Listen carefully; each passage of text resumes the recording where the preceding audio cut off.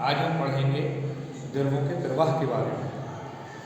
सबसे पहला हेडिंग डालेंगे धारा रेखीय प्रवाह, स्ट्रीम लाइन मोशन। धारा रेखीय प्रवाह क्या होता है? किसी भी द्रव, कोई भी द्रव जब इस प्रकार से बहता है कि किसी बिंदु से होकर गुजरने वाले द्रव के सभी पार्टिकल्स उसी बिंदु से होकर जाएं या उसी बिंदु से होकर गुजरें, तो उस द्रव का प्रवाह धारा रेखीय प्रवाह या स्ट्रीम लाइन मोशन कहलाता है।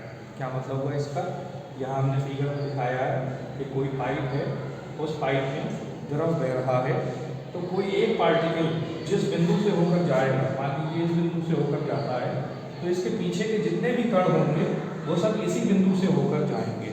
तो जब कोई द्रव इस तरह से बहता है तो उसका प्रवाह धारा रेखीय प्रवाह या स्ट्रीम लाइन मोशन कहलाता है। एक बार फिर से सुन लें इसकी डेफिनेशन कि जब कोई द्रव इस प्रकार से बहता है कि किसी बिंदु से होकर गुजरने वाले द्रव के सभी कण उसी बिंदु से होकर गुजरे या उसी बिंदु से होकर निकले, तो द्रव का प्रवाह धारा रेखीय प्रवाह कहलाता है।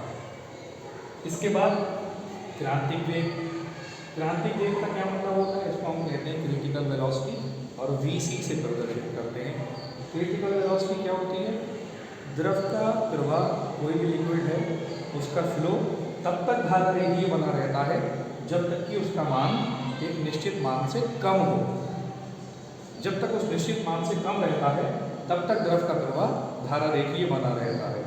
तो ये जो द्रव का वेग होगा वो क्रांतिक वेग कहलाता है। इस वेग से कम अगर द्रव का वेग है तो द्रव का प्रवाह स्ट्रीम लाइन मोशन रहेगा।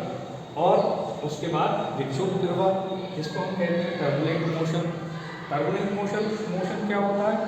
विक्षुब्ध प्रवाह कि अगर द्रव का वेग इस क्रांतिक वेग से बढ़ जाए, द्रव का वेग क्रांतिक वेग से, क्रिटिकल वेलोसिटी से बढ़ जाए, तो अब द्रव का प्रवाह धारा रेखीय न होकर विक्षुब्ध प्रवाह हो जाता है। यानी किसी भी द्रव के जो पार्टिकल्स होते हैं, लिक्विड के पार्टिकल्स, वो सब अब स्ट्रीम लाइन मोशन में ना होकर वो हैफाजर्ड मैनर में मोशन करेंगे और उसका जो प्रवाह है वो टर्बुलेंट मोशन हो जाएगा।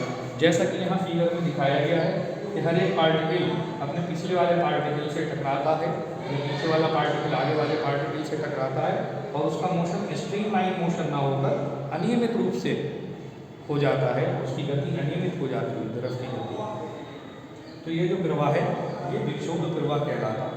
यहाँ लिखा भी है इसको समझने के लिए कि द्रव के जो कण होते हैं उनकी गति समय के साथ साथ निश्चित नहीं रहती, यानी बदलती रहती है, अनियमित हो जाती है।